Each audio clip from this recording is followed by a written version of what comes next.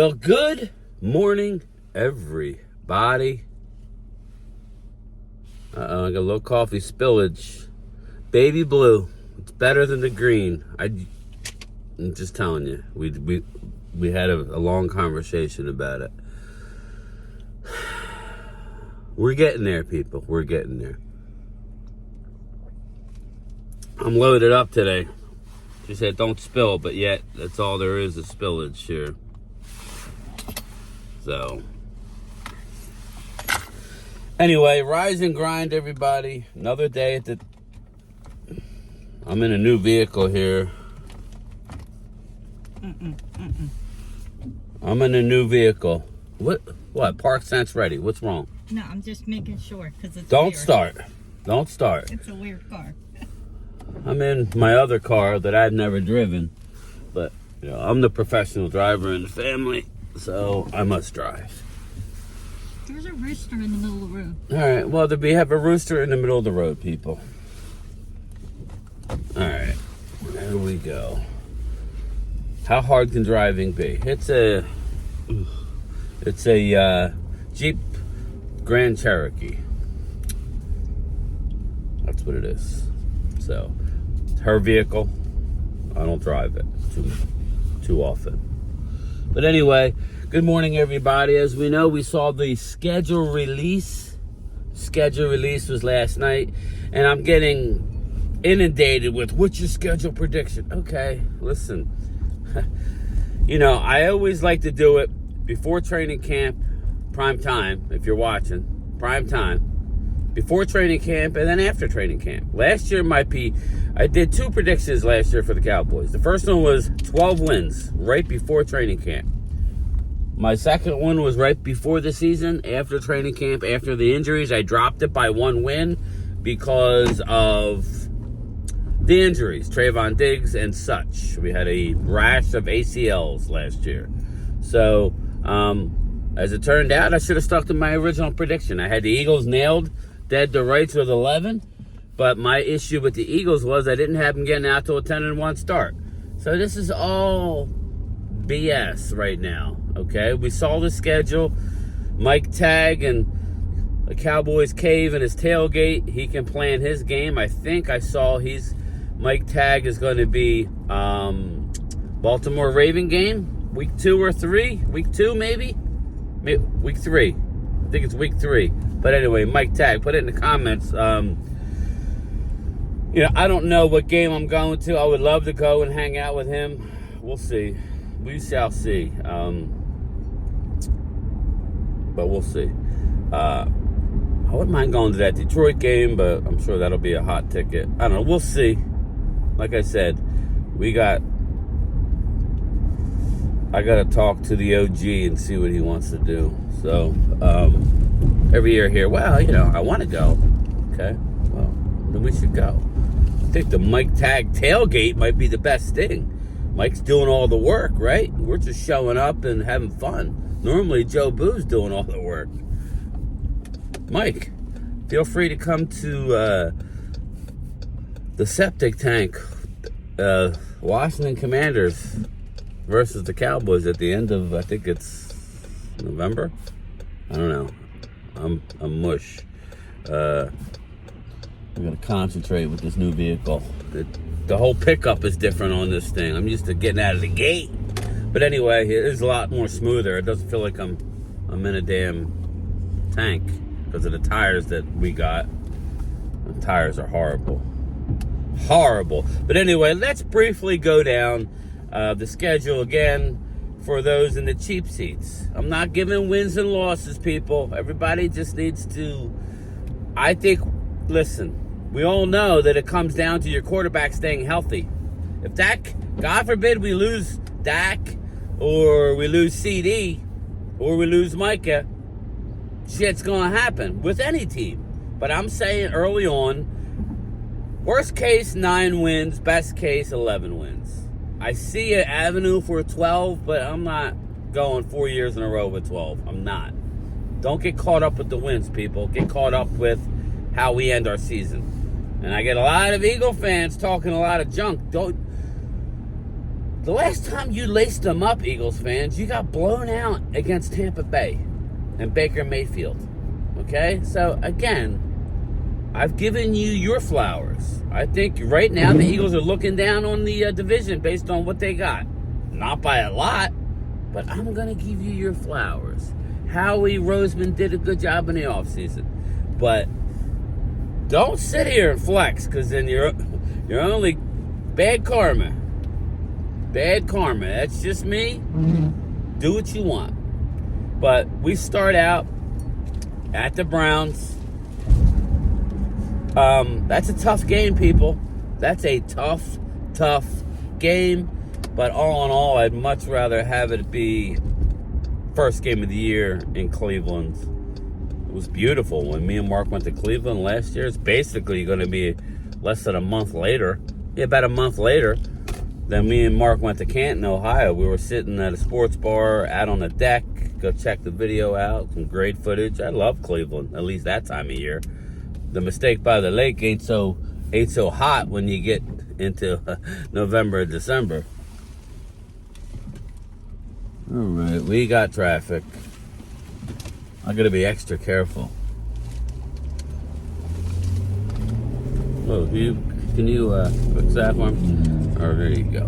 Week 2, Saints at home. That's a W, right? But again, I'm not really worried about wins and losses. Saints at home. David Carr. Come on now. Home opener. And then week 3, yes. Week 3, 420. Oh, it's a 425 mic tag. 425 against the Ravens. That could be a shot, man. That could be. It's a sketch game, but that could be. Week 4 at the Giants, Thursday Night Football. Love it. If I go to the Ravens, I don't think I'm going to MetLife again this year. I don't know. We'll see. If I don't go to the Ravens, maybe I'll go to MetLife. Been to MetLife 2 out of the last 3 years. I think I've worn out my welcome in MetLife. Then at the Steelers, again, we go from a Thursday night to a Sunday night. Yeah, 2 road games. You get that 10-day break, and we're playing the Steelers early. We're not going to have to deal with that weather. It's going to be decent. Now, that's a game I would love to go to. But, again, who knows? And then we come back week 6, the Lions at home before our bye week. Lions, week 6, 425. I love the fact that we're playing some of these good games not at 8:30 at night. I like the 425 game. Like I said, we get the bye week, week 7, week 8 at the 49ers. Following the bye, Sunday Night Football. Football is sexy. Your squad's going down this time. Your squad is going down. I won't be there. I'm sure you will be there. Niners are going down. Bang, bang. Okay, week 9, we got at the Falcons, 1 p.m. So, okay. All right. Kirk Cousins should have his sea legs back by then, coming back from the Achilles, or they'll turn to Michael Penix if he's lit up. So, only to come home week 10, home against the Eagles. 425. Love the 425 Eagle game. Love it. Doesn't, that's perfect for me. Week 11, Texans, Monday night home. Love it. East Side Harold. It's time for the rubber to meet the road, my friend. East Side. The Houston Texans had a great year last year. I love everything they did. But now it's time to stop talking and start doing it on the field. There's a book out on Stroud, as Mark Holmes would say. CJ Stroud. There's a book out on your boy now. Will CJ take the next step, or will he fall back like most of the others?